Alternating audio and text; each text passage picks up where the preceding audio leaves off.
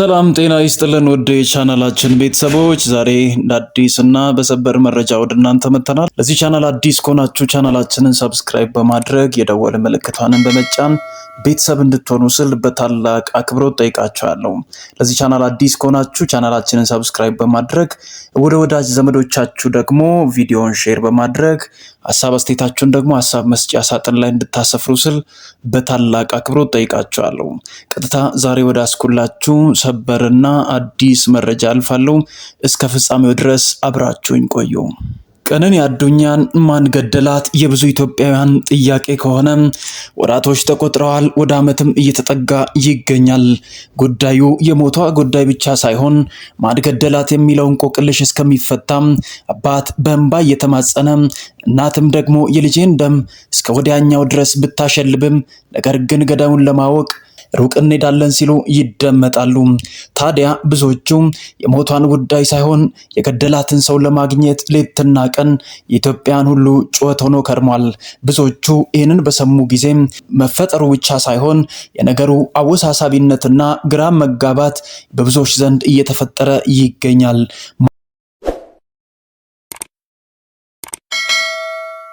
ማን ገደላት የሚለው ነገር ምላሽ ለማግኘት ብዙ ነገሮች ቢከወኑም ነገር ግን ሚዲያ ላይ ከመጮህ ውጪ ምንም አዲስ ነገር አትፈጥሩም የሚሉ ሰዎችም በስተኋላ ድምጻቸውን ማሰማታቸውን ቀጥለዋል። ዛሬም አዳዲስና ሰበር መረጃዎች ደግሞ እየተሰሙ ይገኛሉ። አባቷ በተደጋጋሚ በእንባ ይማጸናል። ነገሩ እንደዚህ ነው። ነገሮች ለኔ ተወሳስቦብኛል፣ ግልጽ ሊሆን ይገባል።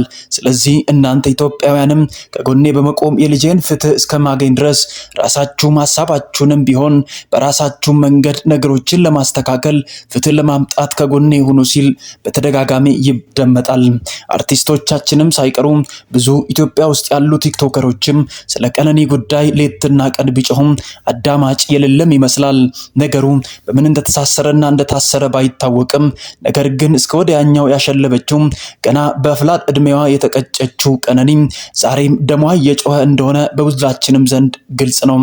ማን ገደላት የብዙ ኢትዮጵያውያን ጥያቄ ቢሆንም ነገሮችን ለማግበስበስ የሚደረጉ ጥረቶችና እንቅስቃሴዎች በብዙዎች ዘንድ ቁጣን የጫሩና ደግሞ እንደገና እንዲያለቅሱ በአባትና በእናታቸው ዘንድ ቀጥሎም ደግሞ ገና እያደገ ባለው ወንድሟ ዘንድ እጅግ ልብ ሰባሪ ነገሮችን እየፈጠረ ይገኛል። ነገሮችን እንደዚህ ብለን ለማጥራት ሞከርን። በተደጋጋሚ ነገሮችን ለማወቅ ሩቅ ለመጓዝም ታገልን። ነገሩ እንደዚህ ነው። ቀነኒን አንዷለም ካልገደለም ነገር ግን ከዚያ በፊት አንዳንድ ጥያቄዎችን እንደ ኢትዮጵያ ሕዝብና እንደ ሐሳብ ለመጠየቅ ሞከርን። ታዲያ እሱ ካልገደላት እሱ እንደዚህም አላደረኩም ብሎ ቢክድም ነገር ግን የዕለት ተዕለት የህይወት መንገዷና መልኳ እጅግ ልብ ሰባሪ ሆኖ ይታያል። በፎቶ ስትመለከቱ የእያንዳንዱ የዕለት ተዕለት ድብደባውና ለቅሶ ሌትና ቀን በቪዲዮ ማስረጃና በፎቶ በስልኳ ተቀምጧል። ሶሻል ሚዲያውን አጥለቅልቋል። ታዲያ ማን ደበደባት? ሌላ ሰው መቷት ነው ወይስ ቀነኒ ከራሷ ጋር ተጋጭታ ነው እንደዚህ የቆሳሰለችው? የብዙ ኢትዮጵያውያን ጥያቄ ነው። ካልገደላት ማን መታት? ሲመታ ደግሞ የተመታችበትንም እያንዳንዱ ቦታ በፎቶ ማስረጃ ይዛለች። ባለቤቴ ናት ብሎ ካለም ወንድ ደፍሮ እንዲጠጋትና እንዲቀርባት እንደማያረግ በተደጋጋሚ እየተናገረ ይገኛል። ታዲያ በእያንዳንዱ ቀን ውስጥ በፎቶና በቪዲዮ ማስረጃ የወጡ ነገሮች ልጅቷ እጅግ ዋጋ ስትከፍልና በብዙ ስቃይና ዋጋ መክፈል ውስጥ ህይወቷን ስትመራ እንደነበር ግልጽ ነው። ታዲያ ማን ደበደባት? ከገዛ ወንድሟም እንደሰማነው ከሆነ ሽጉጥ እስከ ማቀባበል ድረስ ቀጥሎ ደግሞ በተደጋጋሚ የድብደባን ሁኔታ ሲፈጽምባት እንደነበር ቢታወቅም ታዲያ ዛሬ ሊደበድባት እጁን ያነሳ ሰው አልገደልኳትም፣ ጭራሽ በደስታና በፍቅር አብረን እየኖርን ነው ካለም ታዲያ ማን አቆሰላት? ማንስ ደበደባት? ማንስ ፊቷን እንደዚህ አጠቆረ? ማንስ ሰውነቷ ላይ እንዲህ ደም በደም እንድትሆን አደረገ? የብዙ ሰው ኢትዮጵያውያን ጥያቄ ነው። መልስ ማግኘት እንፈልጋለን የሚሉ ሰዎች እኔ ጫፏን እንኳን አልነካውም ብሎ ሲናገር ይህንን ለማመን እጅግ ከበዳቸው። ምክንያቱም ራሷን ጥላ ሊሆን ይችላል ብሎ በተደጋጋሚ ሊያወራ ቢሞክርም ነገር ግን የመጣችበት የህይወት መንገድ ለሷ ፍቅርና ትዕግስት መልካምነት እንደሌለው የሚያሳይ አጉልቶ የሚናገር እንደሆነ ግልጽ ነው። ታዲያ የቅርብ ቤተሰቦቿ ያፈኑትን ጉድ ለማውጣት ተገደዱ። ዛሬ አባገዳዎች ነገሩን ለመፍታት ቢመጡም ነገር ግን አባትየው እንደዚህ ብሎ ይማጸናል፣ ይናገራል።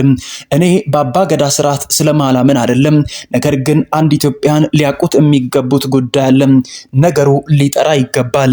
ለምን እንደሆነ ግልጽ ሊሆን ይገባል። በሁላችንም ዘንድ ያለ ጉዳይ ነው። አባቷ እጅግ ጀግና ናቸው። ነገሩን ለማወቅ እስከ ወዲያኛው እስከ ሩቁ ለመጓዝ የወሰኑ ጀግና አባት እንደሆኑ ይታመናል። ችግር የለውም። እኔ ካሳ ፈላጊ አይደለሁም። ፈጣሪ ባኖረኝ እድሜ በሰላምና በጤንነት ኖሬያለሁ። ከማንም አንሼ አላቅም። የማንንም ካሳ አልፈልግም። ነገር ግን የልጄ ደም ሞታ አርፋ ባለችበት ሰላም እንኳን እንዲሰማት የሚያደርግ ፍትህ ፈልጋለሁ ሲል ይደመጣል። የአባታቸውን ንግግር ነገሮችን ለማቀባበልና ወዲያና ወዲህ ለማዘዋወር ሚዲያ ላይ ተሞከረ። እኔ የምፈልገው ፍትህ እንጂ ገንዘብና የካሳ ክፍያ አይደለም ሲል ይደመጣል። ታዲያ ያልገደለ ሰው ካሳ ሰጣለሁ ብሎ እንዴት አባገዳዎችን ይልካል? ታዲያ እሱ ካልገደላት ደግሞ ማን እንደገደላት ለማወቅ ለምን ጥረት አያደርግም? ሌትና ቀን ፍትህ ፍለጋ ለምን አይጮህም?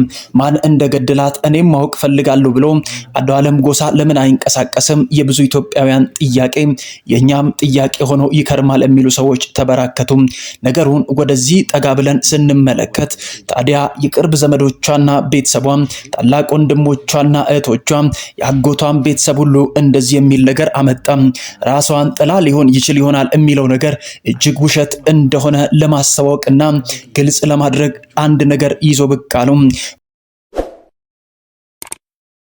እኔ አስከሬኗን ቼክ አድርጋለሁ፣ በአይኔም አይቻለሁ። ምንም ስብራት የለም፣ ምንም ደም ፊቷ ላይ አልታየም። ነገር ግን ማን ያውቃል?